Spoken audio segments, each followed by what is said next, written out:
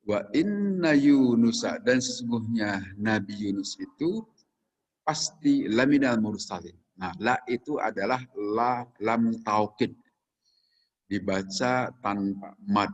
Laminal mursalin. Tidak boleh dibaca laminal mursalin. Itu jadi berubah makna. Kalau la dibaca panjang, artinya bukan. Bukan termasuk utusan. Tapi bacalah pendek. Laminal mursalin. Pasti beliau itu termasuk dari kaum utusan. Nah, di sini waqad taqaddamat qissatu Yunus alaihissalam di surat Al-Anbiya. Dalam surat Al-Anbiya juga telah diceritakan kisah Nabi Yunus. Dalam hadis sahih Bukhari Muslim disebutkan begini. Rasulullah bersabda, "Ma yambaghi li 'abdin ayyakula ana khairun min Yunusa bin Mata wa nasabahu ila ummihi."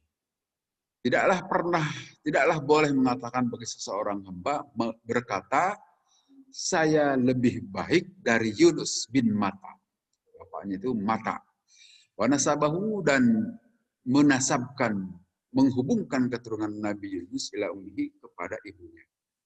Tetap saja kepada bapaknya. Toh Nabi Yunus itu lengkap punya ibu dan bapak. Gitu. Karena memang nanti di kisah di sini disebutkan Nabi Yunus itu berlari, gitu, seperti disebutkan di ayat berikutnya. Id abaqa ilal fulkil masyhun, pada saat Nabi Yunus melarikan diri, maksud melarikan diri itu meninggalkan umatnya waktu itu. Karena setelah didakwahi sekian lama, tidak ada bekas-bekas dakwah itu pada mereka, tidak ada yang mengikuti. Fasahama, maka Nabi Yunus itu mengikuti undian. Diceritakan di sini, Nabi Yunus alaihissalam masuk ke dalam kapal tadi. Di dalam kapal itu entah mengapa, bisa jadi karena penumpangnya sudah begitu penuh, itu kapal tadi menjadi bisa saja tenggelam gitu. Nah, di dalam kapal itu diadakan pengundian. Pengundian siapa di antara penghuni kapal atau penumpang ini yang harus dikeluarkan. Artinya karena ada di tengah laut, ya harus diceburkan ke laut. Gitu. Supaya tidak menenggelamkan semua muatan atau para penumpang di atas kapal. Pada saat itu, Nabi Yunus termasuk pakana minal mudhawin, beliau termasuk yang atau kalah dalam undian. Di sini disebutkan begini. Wa amarullahu, maka setelah Nabi Yunus alaihissalam kalah dalam undian tadi, Allah menghadirkan hutan, sebuah ikan minal bahri yang ada di laut tadi. Al-akhdari, laut yang hijau. Ayasyukkal biharo, yang mana laut itu membelah lautan tadi. Artinya karena ikannya termasuk ikan besar. Wa ayyal taqima Yunusa, dan ikan tadi itu menelan Nabi Yunus alaihissalam.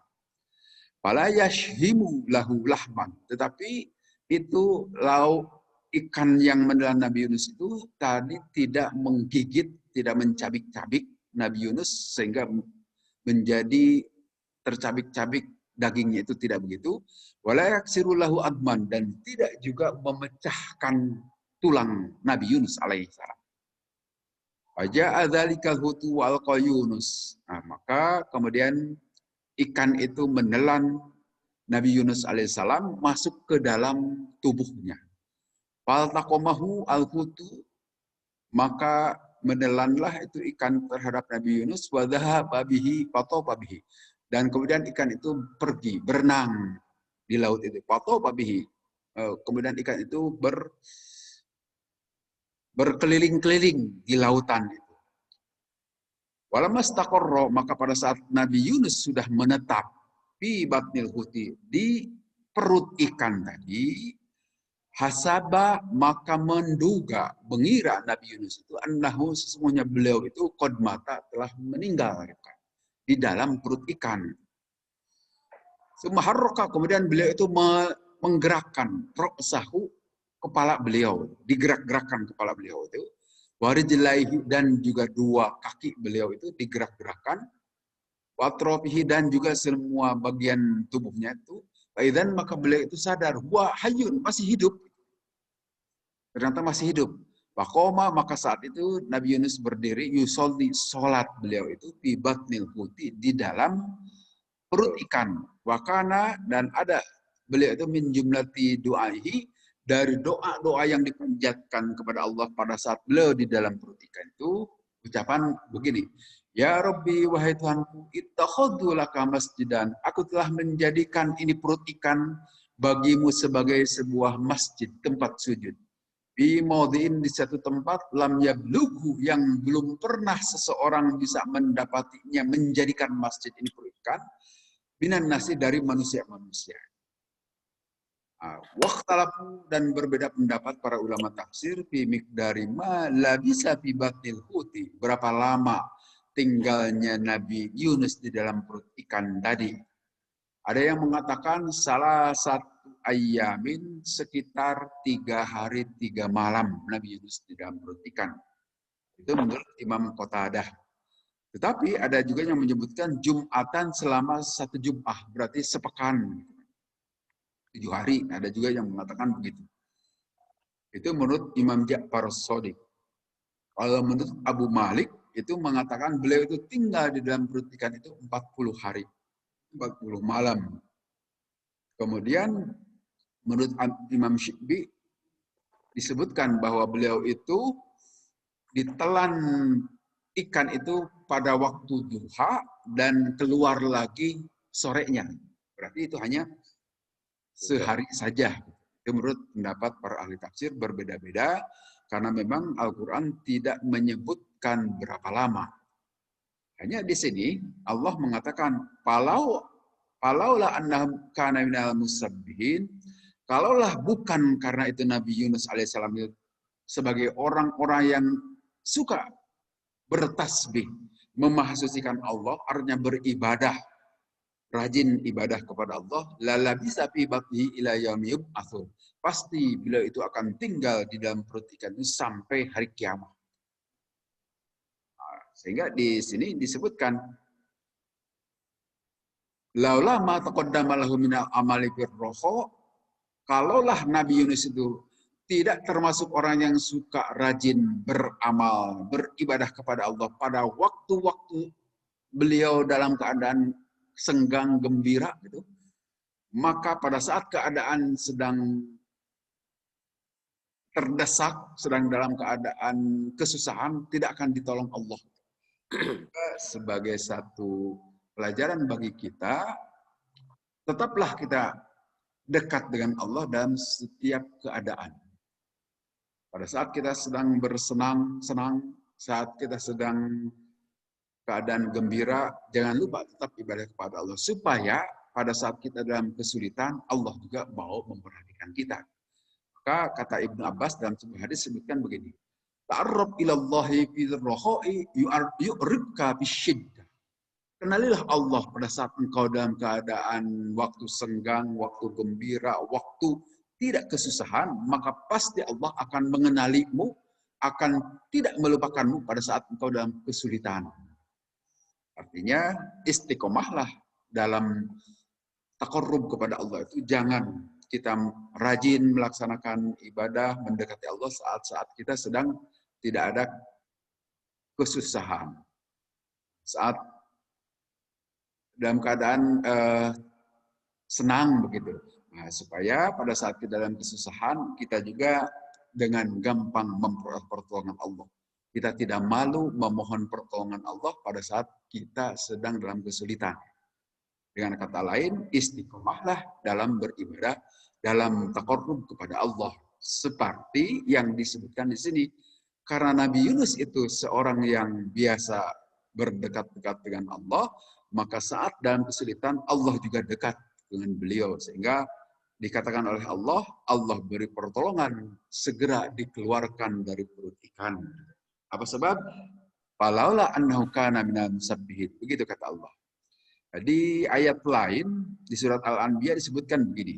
Fanada fid dhulumati alla ilaha illa anta subhanaka inni kuntu minadh dhalimin. Maka Nabi Yunus itu menyeru Allah, berdoa kepada Allah di dalam fid dhulumati, di dalam kegelapan-kegelapan. Artinya sedang di dalam perut ikan. Beliau bacaan yang disebutkan itu adalah kata-kata tauhid. Alla ilaha illa anta subhanaka inni kuntu minadh dhalimin. Ini ucapan Nabi Yunus. Jadi ucapan-ucapan ini juga boleh kita ucapkan saat kita dalam keadaan kesulitan-kesulitan. La ilaha illa anta. Tidak ada Tuhan kecuali Engkau, wahai Allah.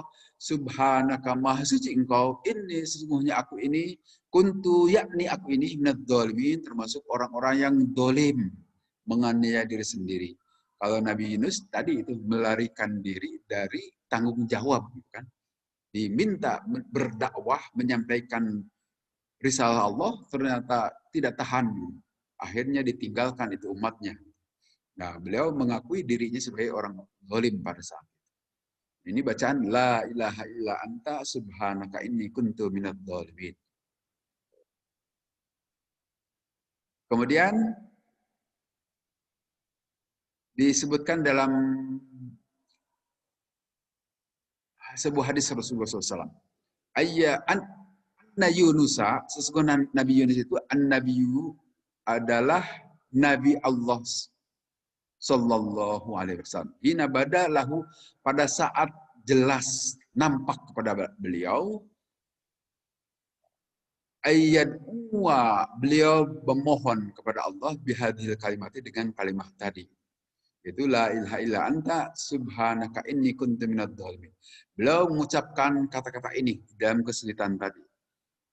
Fa'ubilat, maka diterima ad-da'watu doa tadi bil arsy, di dekat ars. Qalat, berkata para malaikat pada saat Nabi Yunus melantunkan doa-doa tadi, la ilaha illa anta subhanaka inni kuntu minadh dhalimin, dari dalam perut para malaikat mendengar doa Nabi Yunus, bacaan-bacaan Nabi Yunus tadi. Berkatalah para malaikat, ya Rabbi, wahai Tuhanku, hada ini, suara ini, sautun do'ifun, suara yang sangat lemah, ma'rufun, yang dikenali, mimbila diba'idatin goribatin, dari negeri yang sangat jauh. Itu Nabi Yunus alaihissalam di dalam perut ikan itu melantunkan atau mengucapkan ucapan-ucapan seperti itu dalam keadaan lemah.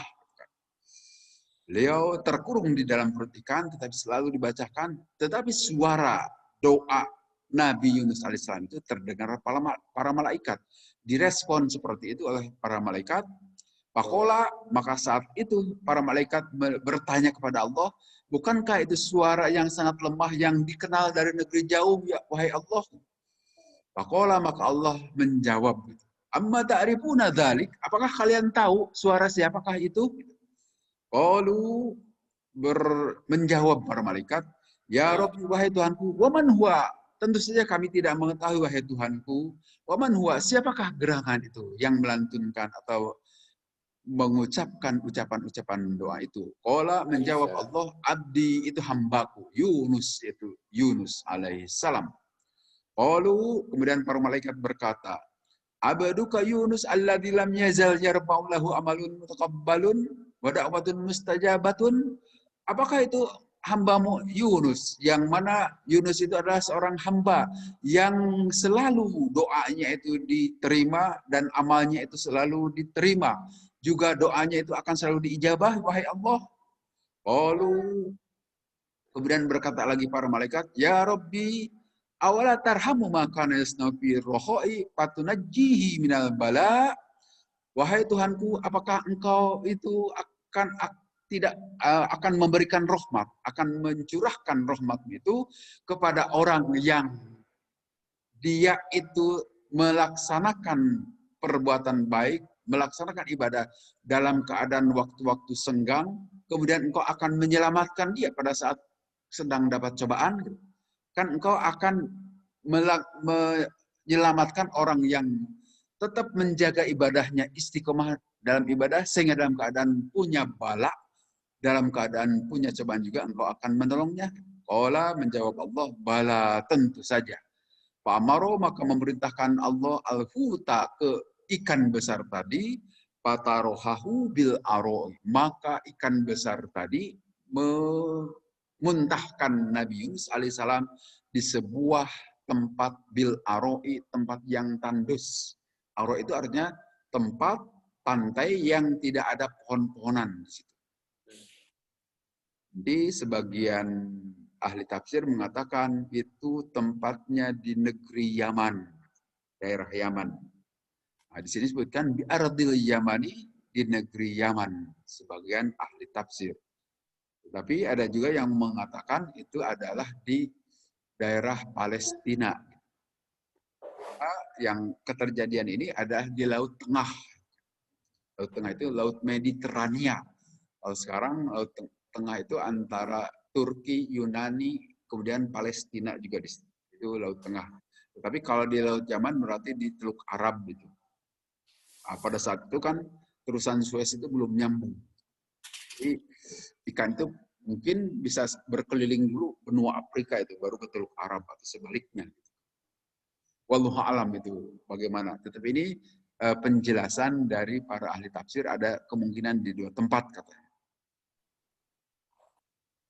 Jadi Nabi Yunus alaihissalam menurut para ahli tafsir tadi tinggal di dalam perut ikan juga beragam pemahaman. Ada yang mengatakan hanya sehari saja, ada yang mengatakan sampai 40 hari. Tetapi yang jelas Al-Quran mengatakan kalaulah Nabi Yunus alaihissalam bukan orang yang selalu taqarrub dekat dengan Allah, memahasucikan Allah, lala bisa fi batni ila yamim asun. Pasti akan tinggal sampai hari kiamat, terus-terusan.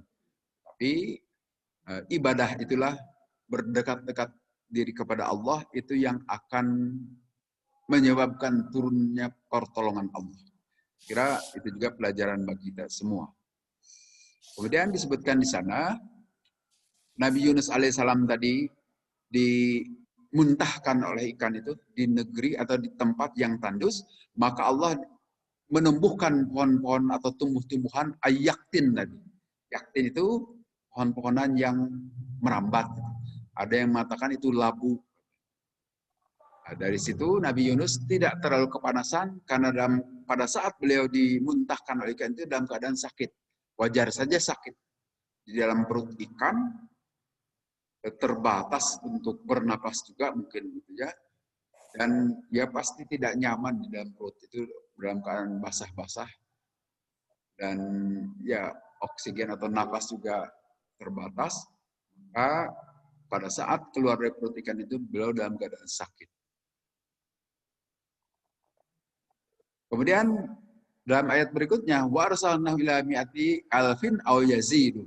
Nabi Yunus alaihissalam setelah dimuntahkan dari perut ikan itu diutus oleh Allah ke 100.000 orang atau lebih. Jadi 100.000 orang atau lebih. Berarti umat Nabi Yunus itu jumlahnya kira-kira segitu. Tetapi ada juga pemahaman dari ahli tafsir, ada dua kemungkinan. Memang Nabi Yunus diutus ke satu kaum yang jumlah kaum itu sekitar 100.000 orang, dan juga ke tempat lain yang jumlahnya bisa lebih dari 100.000 orang. Atau kaum lain, Yazidun itu. Artinya kedua tempat Nabi Yunus alaihissalam. Diutusnya oleh Allah setelah beliau dimuntahkan dari perut ikan. Berbagai macam penafsiran sini adanya mengatakan mi'atun wa salasina alfan. 1.000 di sini 130.000. Yazidun itu 30.000. Sedangkan yang alfannya itu 100.000-nya disebutkan oleh Quran, tetapi Yazidunnya itu 30.000 itu menurut penafsiran dari Ibnu Abbas. Tetapi ada juga tadi yang mengatakan ke kaum yang lain, artinya kedua tempat Nabi Yunus alaihissalam. Fa'amanu, maka pada saat pengutusan kedua ini baru berhasil tuh, pada beriman umat Nabi Yunus. Fa'amanu famatta'nahum ilahin, maka kami beri kesenangan kepada mereka sampai waktu tertentu. Artinya di sini Allah juga membuktikan bahwa perjuangan yang terus-terusan dilakukan secara istiqomah ada hasilnya. Bakal ada hasilnya. Walaupun Sini belum tentu bisa dilihat pada saat itu juga. Jadi ya butuh waktu memang. Perjuangan itu tidak tokcer. Disitulah ujian atau ya memang perlu dikasih waktu. Apakah orang itu juga punya kekuatan, punya etikat yang kuatkah pada saat melakukan perjuangan berdakwah dan seterusnya, atau hanya sekedar suka-suka sementara saja kan? Nah, ini ujian juga dari Allah. Melakukan dakwahnya itu karena jangka pendekkah atau jangka panjang? Bisa dilihat begitu. Nabi Yunus kemudian ditegur oleh Allah karena beliau kelihatannya agak pragmatis pada awalnya, maka ditelan oleh ikan. Tapi karena beliau itu seorang rasul, dikuatkan lagi oleh Allah. Beda dengan kita, kadang-kadang suka tidak tahan itu untuk menyampaikan kalau tidak memperoleh sambutan. Itu tentang kisah Nabi Yunus alaihissalam. Kita beralih ke hal yang berikutnya. Fastaftihim di sini di ayat berikutnya. Fastaftihim, maka meminta fatwalah wahai engkau wahai Nabi kepada mereka penduduk Mekah. Sini Allah bercerita, yaqulu ta'ala munkaron ala ha'wa'il musyrikina fi ja'lihim lillahil banat. Allah Ta'ala mengingkari, menolak terhadap orang-orang musyrikin yang saat itu ada di kota Mekah dalam menjadikannya mereka bagi Allah memiliki anak-anak perempuan. Orang-orang musyrikin itu di Mekah saat itu mengatakan bahwa bagi Allah itu punya anak-anak perempuan. Yang menurut mereka anak perempuan Allah itu para malaikat. Nah, sedangkan orang-orang musyrikin di Mekah tidak menyukai anak perempuan. Mereka memilih anak-anak laki-laki. Pada saat itu kita ketahui kalau lahir di antara mereka anak perempuan itu langsung dibunuh. Dikubur hidup-hidup di ruang kerepes. Itu pun terjadi pada kisah Sayyidina Umar bin Khattab, begitu beliau pada saat masa jahiliyah. Tidak disukai anak perempuan itu. Digambarkan dalam surat An-Nahl misalnya, wa idza busyira adhum bil untha dhalla wajhuhu muswaddaw wa huwa kadhim. Apabila digembirakan kepada mereka salah seorang penduduk Mekah dengan kelahiran seorang anak perempuan, dhalla wajhu, maka jadi caketruk gitu kan. Jadi berubah wajahnya itu menjadi hitam, berubah tidak suka, tidak senang dan dalam keadaan marah mereka itu. Itu kelakuan orang-orang musyrikin saat itu jika dari istrinya itu lahir anak perempuan. Padahal mereka bisa punya anak juga kan perlu ada perempuan. Itu tidak jalan tuh akalnya. Tetapi di satu sisi anak perempuan itu tidak disukai. Bagaimana bisa punya anak kalau tidak ada perempuan kan itu? Itu bodoh kata toloyo mungkin gitu kata orang Sukarapi. Itulah orang-orang yang musyrikin saat itu. Nah, mereka coba tanya olehmu wahai Nabi, apakah pantas bagi Allah itu memiliki anak-anak perempuan sedangkan bagi mereka anak laki-laki? Mana itu? Tidak dipakai itu logika. Masa bagi Allah anak perempuan sedangkan bagi mereka anak laki-laki? Amkhalaqnal malaikata, yaitu apakah mereka mengatakan kami itu menciptakan malaikat itu sebagai anak-anak inasan, sebagai jenis perempuan? Kita tahu bahwa malaikat itu tidak berjenis kelamin. Jadi tidak ada laki, tidak ada perempuan. Tapi menurut orang-orang kafir Mekah saat itu diberi jenis kelamin perempuan itu. Mekah para malaikat itu. Itu adalah hanya ucapan mereka dan penuh kebohongan dengan juga berkata waladallah, telah melahirkan Allah. Wa innahum lakadzibun. Tentu saja mereka adalah orang-orang yang berbuat kebohongan. Astafal banati alal banin, apakah Allah memilih anak-anak perempuan terhadap anak laki-laki? Tidaklah begitu. Allah Maha Suci, tidak butuh kepada makhluk, tidak butuh kepada anak laki maupun perempuan. Itu semuanya adalah ciptaan Allah yang Allah itu bisa mengadakan, bisa tidak juga. Gitu. Tetapi kalau ada anak berarti ada hubungan nasab. Itu tidak pantas. Yang itu. Malakum kaifa tahkumun. Bagaimana mereka mempunyai ketentuan seperti itu? Apalah tadzakkarun? Am lakum sultanun mubin? Apakah ada bukti, ada pembuktian tentang ucapan-ucapan mereka itu? Ternyata begitu ditantang, Pak tuh bi kitabikum, datangkanlah dengan kitab bukti-bukti bagi kalian itu. In kuntum shadiqin, ternyata tidak bisa. Demikian juga mereka mengatakan waja'alu bainahu wa bainal jinnati nasaba. Mengatakan ada hubungan nasab, keturunan antara Allah dengan jin. Ini ucapan kaum musyrikin masa lalu yang sudah 14 abad yang lalu itu. Mengatakan begitu.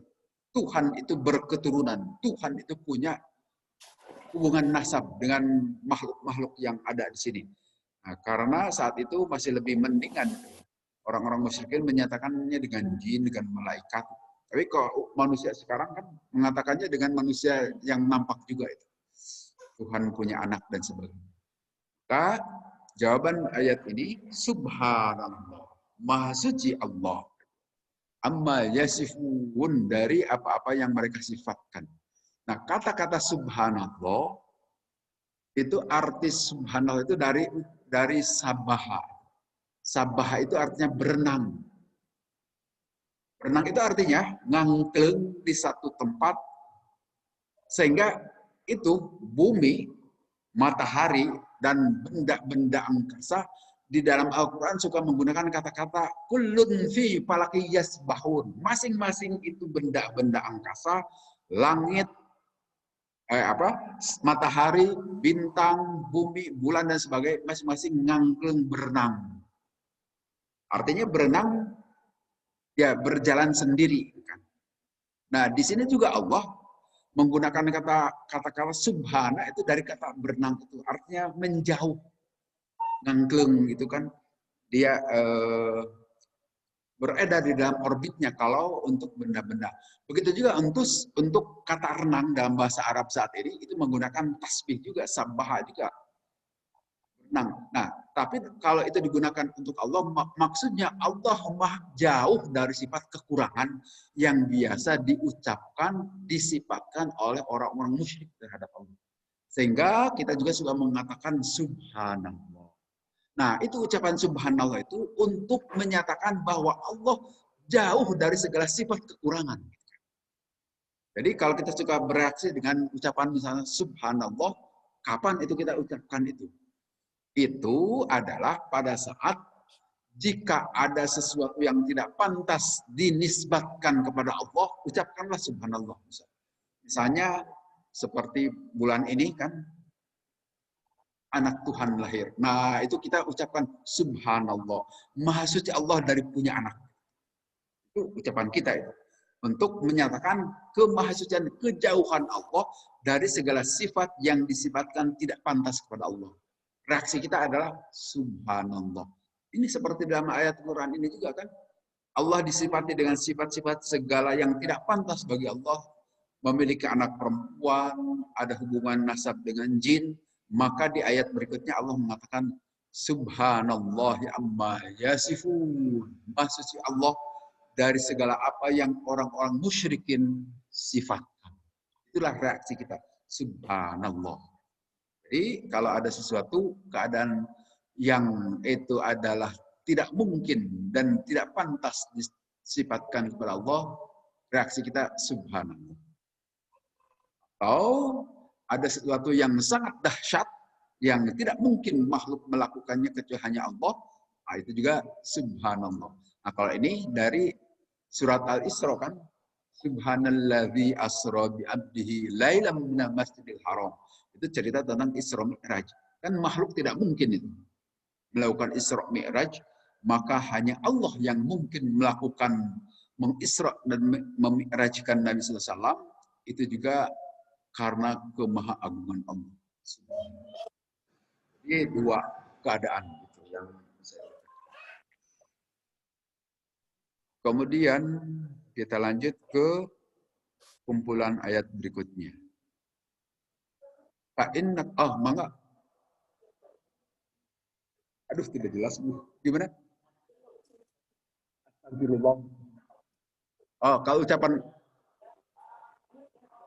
kalau ucapan astagfirullah itu kalau kita melakukan satu kesalahan, gitu kan. Katakanlah dosa, gitu kan.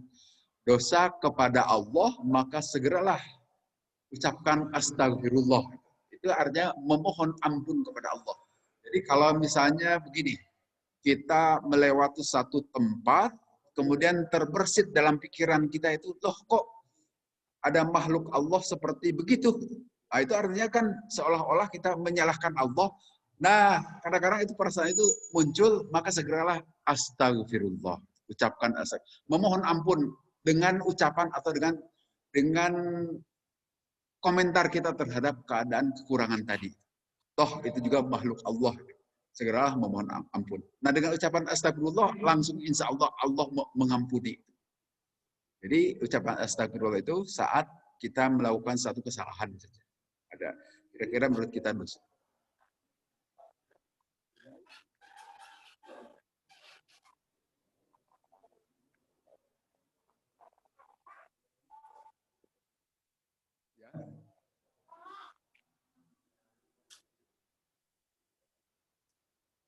Ya, punten tidak jelas ini. Jadi pokoknya kata-kata astagfirullah itu pada saat ada sesuatu yang kita katakanlah melakukan kesalahan, itu memohon ampun kepada Allah. Atau misalnya seperti pada saat kita melihat hal-hal yang dilarang, gitu kan, kita lihat, saat itu segeralah astagfirullahaladzim. Memohon ampun sebetulnya. Kalau ada hal-hal yang tidak pantas kita lihat atau kita ikut berkomentar atau apa yang terkait dengan Allah, itu ucapkanlah astagfirullah. Saya kira gitu, nyambung tidak Bu? Tidak jelas itu apa. Menggema soalnya bukan apa-apa.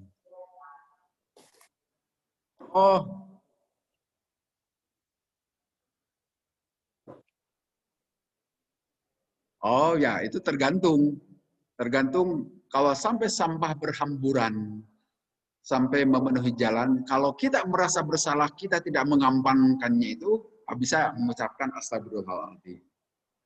Ya, dikaitkan dengan perilaku kita itu kan.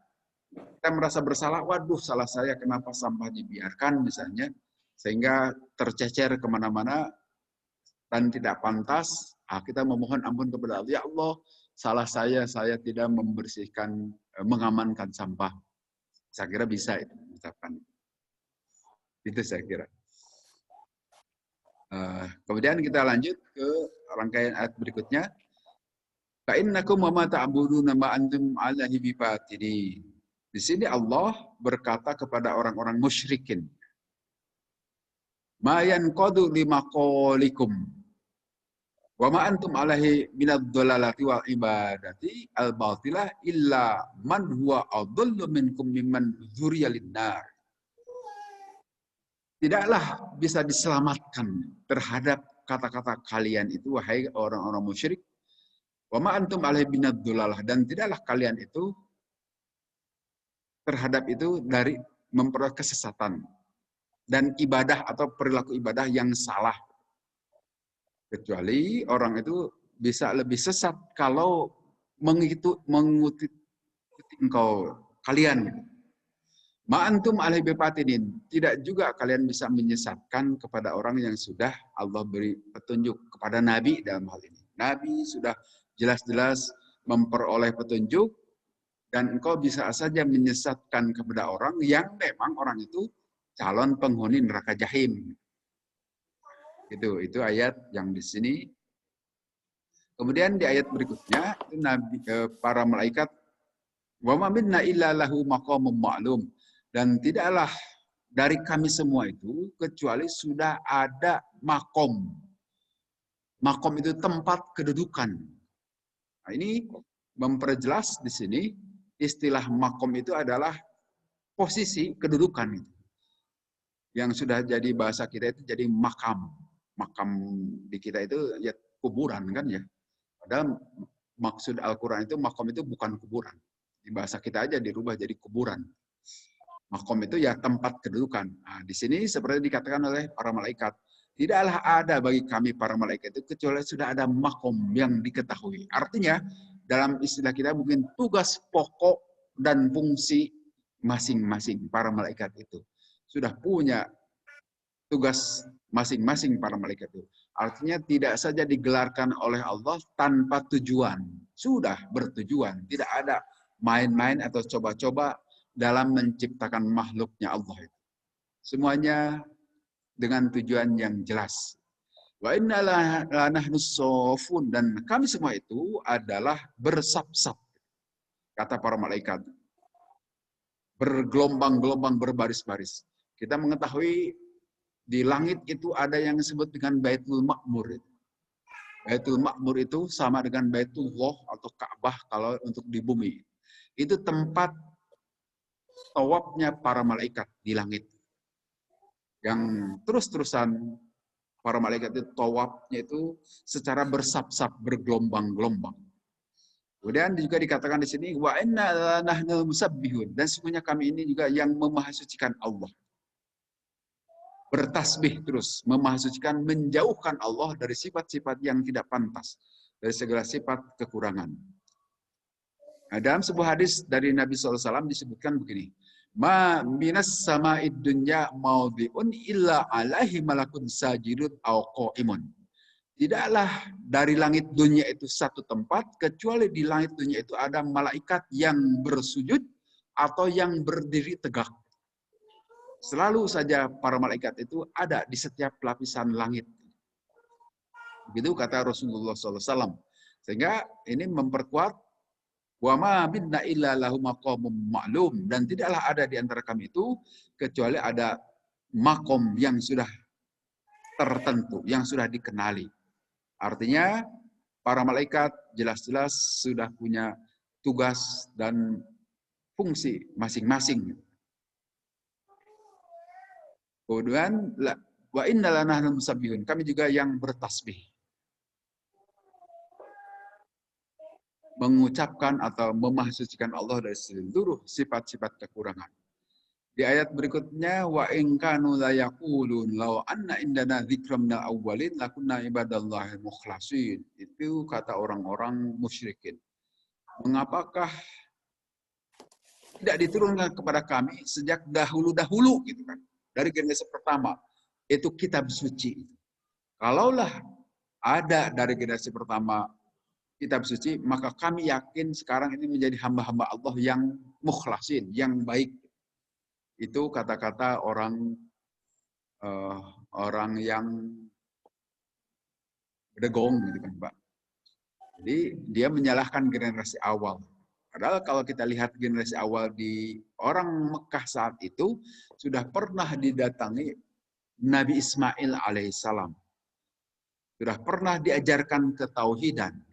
Tetapi pada saat didatangi Nabi Muhammad SAW, mereka menyalahkan generasi awal. Mengapa itu Al-Quran itu, kitab suci itu tidak diturunkan sejak dahulu? Kalau sejak dahulu, kami tentu saja sudah menjadi orang-orang baik. Padahal sebetulnya sudah diajarkan ketauhidan itu sejak zaman Nabi Ismail, tetapi di tengah jalan terjadi penyimpangan-penyimpangan. Itu yang tidak disadari. Terjadi penyimpangan sehingga makin menjauh. Itu yang terjadi di hampir seluruh umat manusia sebelum kedatangan Nabi Muhammad SAW. Sudah diutus kepada mereka itu para utusan, para rasul yang mengajarkan ketauhidan, tapi setelah para utusan rasul itu meninggal atau tiada bersama mereka, mereka umat yang tadinya mengikuti ajaran rasul menyimpang. Terjadi di semua keadaan. Di zaman Nabi Muhammad SAW juga saat ini umat Nabi juga ada penyimpangan-penyimpangan itu.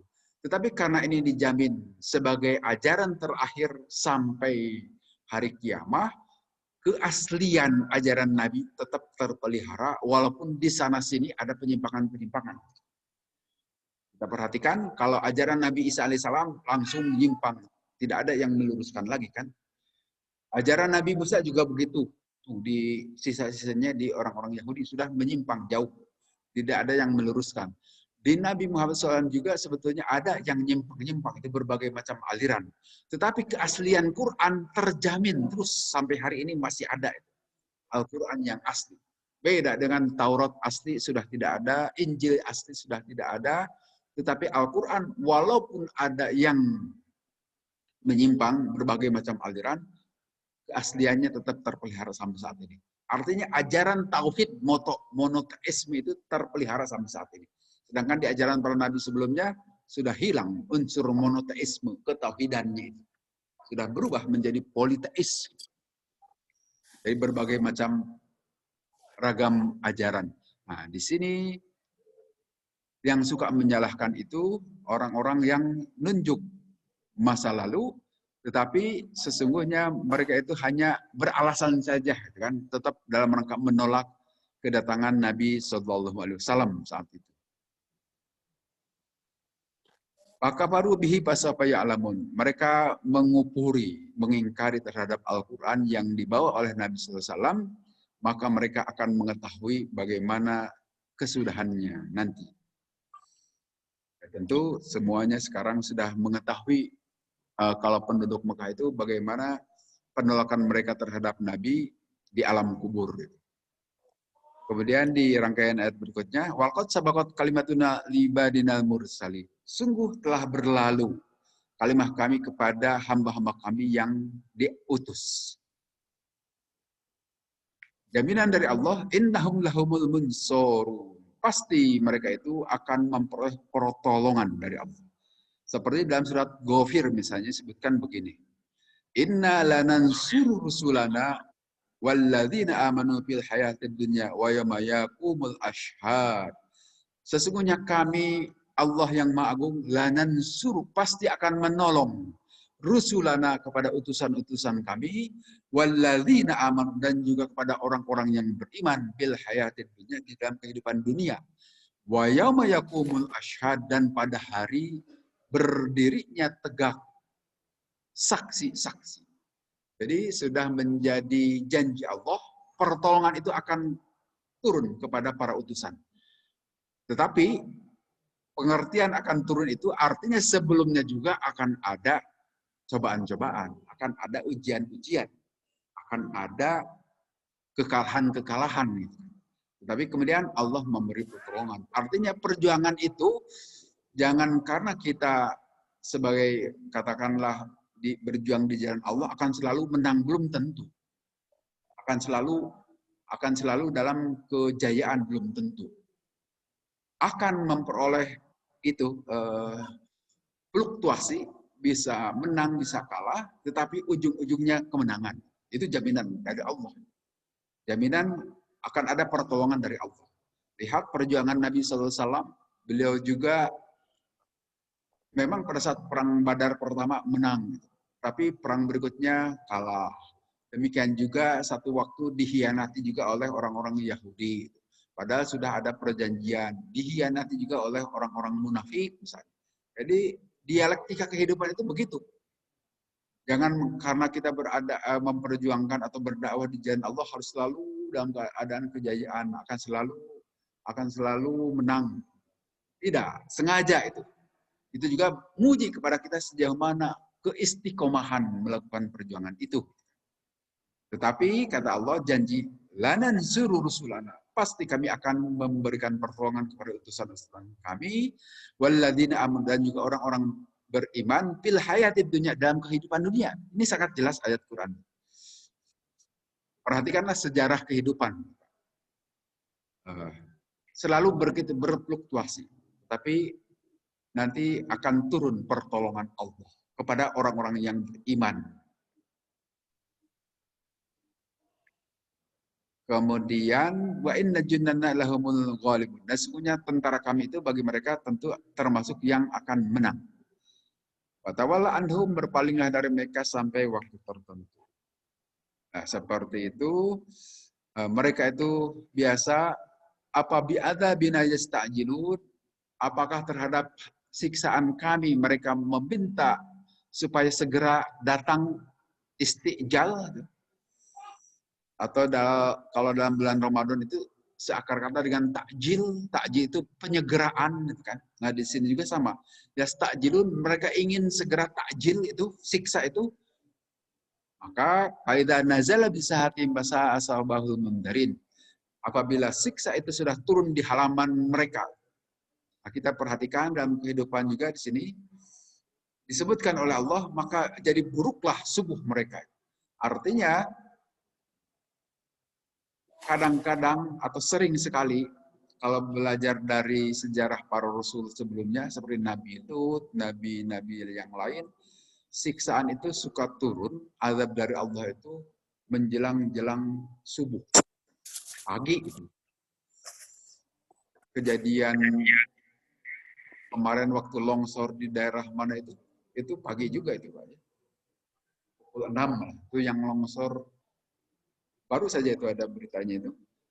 Kemudian waktu tsunami di Aceh, waktu itu biasa menjelang-jelang pagi itu. Maka di sini disebutkan fasa asobahul mundari, maka buruklah pagi mereka itu yang diberi peringatan. Nah, kalau melihat itu bisa jadi ya memang itu sunnatullah itu suka terjadi menjelang pagi itu. Walaupun di dalamnya ada orang-orang baik gitu kan. Tetapi Al-Quran sudah memperingatkan kan, wattaqu fitnatan la tusibannal ladzina dzalamu minkum khassah. Berhati-hatilah, takutlah kalian dengan satu fitnah, dengan satu siksaan, satu cobaan yang tidak hanya akan menimpa orang-orang dolim di antara kalian, tetapi juga bisa menimpa orang-orang baik juga. Jadi pada saat turun siksa Allah itu siapapun kena. Walaupun nanti di akhirnya akan dibedakan. Orang yang dolim itu tentu itu betul-betul sebagai siksaan, tapi orang yang baik-baik itu di kuburnya justru memperoleh kebahagiaan. Walaupun kematiannya melalui azab, melalui katakanlah melalui fitnah tadi ya, seperti banjir lah, melalui tsunami atau melalui longsor, gempa bumi dan sebagainya.